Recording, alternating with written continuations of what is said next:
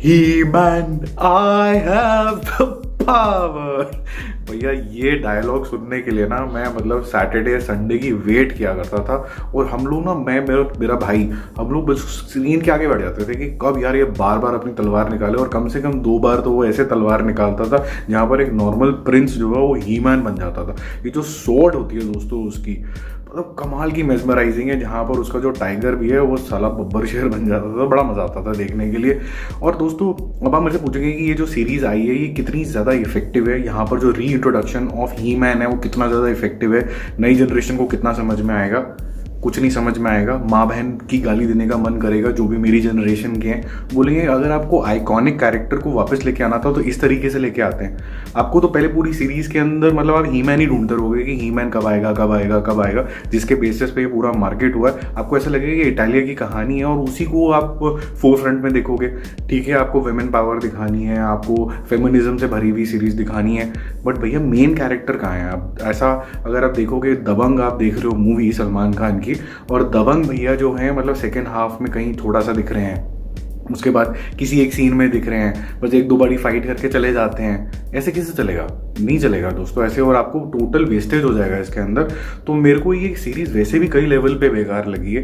पहले तो दोस्तों ये है कि अगर आपने ओरिजिनल ही मैन नहीं देखा तो आपको इसका कॉन्टेक्स्ट ही समझ में नहीं आएगा। तो आपको ऐसा लगेगा कि यार ये बैकग्राउंड चल क्या रही है, कौन किसको सेव करने की कोशिश कर रहा है, कौन सी 40 साल पहले ग्रेट बैटल हुई थी बिटवीन 2 मेन कैरेक्टर। जो हीरो है वो ही मैन है और स्केलेटोर जो उसके पीछे पड़ जाता है। और उसके बाद जो ये जो स्वॉर्ड है ही मैन की, स्वॉर्ड ऑफ पावर बोलते हैं उसको, वो लॉस हो जाती है। अब ये जो नॉर्मल प्रिंस बन गया क्योंकि बिना स्वॉर्ड के वो ही मैन नहीं बन सकता, तो उसको मिलेगी कि नहीं मिलेगी। और जो डिस्ट्रक्शन करने वाला है अब स्केलेटर, क्या ही मैन उसको सेव कर पाएगा कि नहीं कर पाएगा। स्टोरी ये प्रीमाइस रखी गई है, लेकिन अगर आपको बैकग्राउंड ही नहीं पता होगी तो आपको कुछ समझ में नहीं आएगा दोस्तों। यहाँ पर जो एनिमेशन भी रखा गया है दोस्तों वो रखा गया है 2D वाला। तो मैं ये बोल रहा हूँ कि यार री इंट्रोडक्शन कर रहे हो अगर आप, तो आप 3D वाला क्यों नहीं रख रहे हो भैया।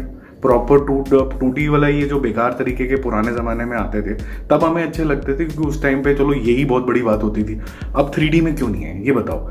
और जो कैरेक्टर्स आप दे रहे हो उनको इतने लंबे लंबे डायलॉग दिए जा रहे हो, बस बकवास ही करे जा रहे हैं, ज्ञान ही बांटते जा रहे हैं, बिना बात पे आपस में कन्फ्लिक्ट में है, फिर बिना बात पे रेजोल्यूशन हो जाता है, फिर बड़े प्रीची हो जाते हैं कि आओ भैया हमें साथ में मिलकर लड़ना है। वॉइस ओवर जो है दोस्तों ही मैन का आवाज़ ही नहीं निकल रही हो, जिसने भी उसका वॉइस ओवर किया है बिल्कुल ही बचपने वाली हरकतें, कॉमेडी भी मतलब बिल्कुल ही फेडेड है। ऐसा लगेगा 40 साल पुरानी दिखा रहे हो, बच्चों वाली बिल्कुल ही। जो मिकी माउस की ज़माने में अगर आपको किसी कॉमेडी से आपको हंसी आती होगी वैसे वाली है पूरा। मतलब मैं वर्ड नहीं यूज़ कर पा रहा हूँ क्योंकि गाली देना अच्छी बात नहीं होती वीडियो के ऊपर। बिल्कुल ही मतलब काट दिया गया है हमारा, बहुत ही बेकार तरीके का इसका ट्रीटमेंट है। I am very disappointed the way he man has been brought alive and this generation will not know his greatness because the way he has been introduced is like some fatty daddy guy who is like a साइडी।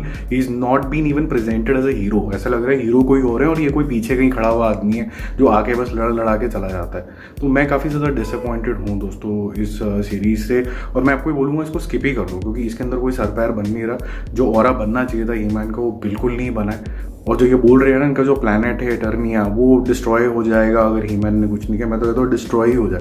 ये जो series है destroy होने लायक ही है। इसको आगे second part बनाना ही नहीं चाहिए, इसको यहीं फुल स्टॉप बना कर देना चाहिए और ज़्यादा इसका मजाक नहीं बनाना चाहिए। It is a very poor work. Part 2 मेरे को लगता है बनेगा भी नहीं जिस तरीके का रिस्पॉन्स आ रहा है। एनीवेज तो अब हम मिलते हैं होपफुली कोई बेटर रिव्यू के साथ। ये तो बिल्कुल गटर निकला, इसको अवॉइड ही करना दोस्तों, बिल्कुल मत देखना। अगर आप देखोगे तो अपने रिस्क पे ही देखना। सो जल्दी मिलते हैं और भी बहुत सारी चीज़ें रिव्यू करने के लिए। फिर मैं आपको दोबारा से जल्दी से मिलता हूँ। अगर आप नए आए हो तो उसको सब्सक्राइब कर लेना। Bye bye.